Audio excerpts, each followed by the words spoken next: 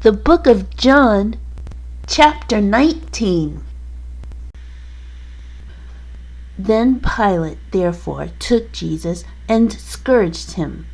And the soldiers platted a crown of thorns and put it on his head. And they put on him a purple robe and said, "Hail, King of the Jews!" And they smote him with their hands. Pilate therefore went forth again, and saith unto them, Behold, I bring him forth to you, that ye may know that I find no fault in him. Then came Jesus forth, wearing the crown of thorns and the purple robe. And Pilate saith unto them, Behold the man. When the chief priests therefore and officers saw him, they cried out, saying, Crucify him, crucify him. Pilate saith unto them, Take ye him, and crucify him, for I find no fault in him. The Jews answered him, We have a law, and by our law he ought to die, because he made himself the Son of God. When Pilate therefore heard that saying, he was the more afraid, and went again into the judgment hall, and saith unto Jesus, Whence art thou? But Jesus gave him no answer. Then saith Pilate unto him, Speakest thou not unto me? Knowest thou not that I have power to crucify thee, and have power to release thee? Jesus answered, Thou couldst have no power at all against me, except it were given thee from above. Therefore he that delivered me unto thee hath the greater sin. And from thenceforth Pilate sought to release him. But the Jews cried out, saying, If thou let this man go, thou art not Caesar's friend. Whosoever maketh himself a king speaketh against Caesar. When Pilate therefore heard that saying, he brought Jesus forth, and sat down in the judgment seat in a place that is called the Pavement, but in the Hebrew, Gabbatha. And it was the preparation of the Passover, and about the 6th hour. And he saith unto the Jews, Behold your king. But they cried out, Away with him! Away with him! Crucify him! Pilate saith unto them, Shall I crucify your king? The chief priests answered, We have no king but Caesar. Then delivered he him therefore unto them to be crucified. And they took Jesus and led him away. And he, bearing his cross, went forth into a place called the place of a skull, which is called in the Hebrew Golgotha, where they crucified him, and two other with him, on either side one, and Jesus in the midst. And Pilate wrote a title, and put it on the cross, and the writing was, Jesus of Nazareth, the King of the Jews. This title then read many of the Jews, for the place where Jesus was crucified was nigh to the city, and it was written in Hebrew and Greek and Latin.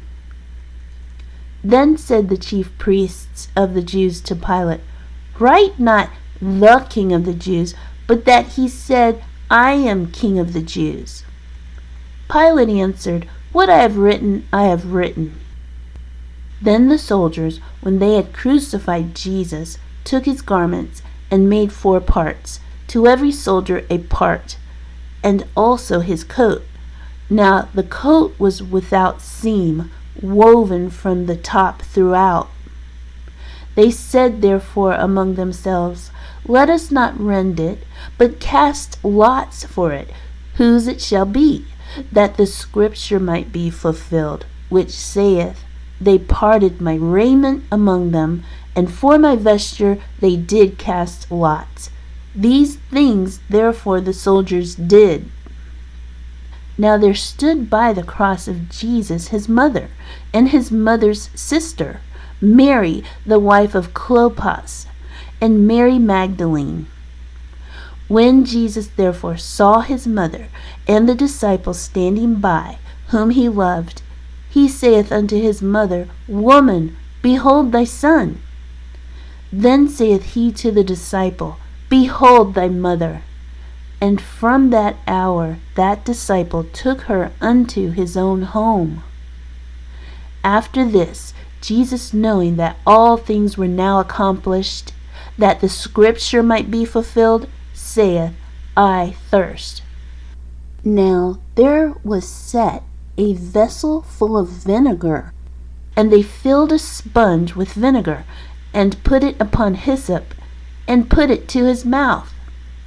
When Jesus therefore had received the vinegar, he said, It is finished. And he bowed his head, and gave up the ghost. The Jews therefore, because it was the preparation that the bodies should not remain upon the cross on the Sabbath day, for that Sabbath day was an high day, besought Pilate that their legs might be broken, and that they might be taken away. Then came the soldiers, and brake the legs of the first, and of the other which was crucified with him. But when they came to Jesus, and saw that he was dead already, they brake not his legs. But one of the soldiers with a spear pierced his side, and forthwith came thereout blood and water. And he that saw it bare record, and his record is true. And he knoweth that he saith true, that ye might believe. For these things were done, that the scripture should be fulfilled. A bone of him shall not be broken. And again another scripture saith, They shall look on him whom they pierced. And after this, Joseph of Arimathea, being a disciple of Jesus, but secretly for fear of the Jews, besought Pilate that he might take away the body of Jesus, and Pilate gave him leave. He came therefore and took the body of Jesus. And there came also Nicodemus, which at the first came to Jesus by night, and brought a mixture of myrrh and aloes, about 100 pound weight. Then took they the body of Jesus, and wound it in linen clothes, with the spices, as the manner of the Jews is to bury. Now in the place where he was crucified there was a garden, and in the garden a new sepulchre, wherein was never man yet laid. There laid they Jesus therefore because of the Jews' preparation day, for the sepulchre was nigh at hand.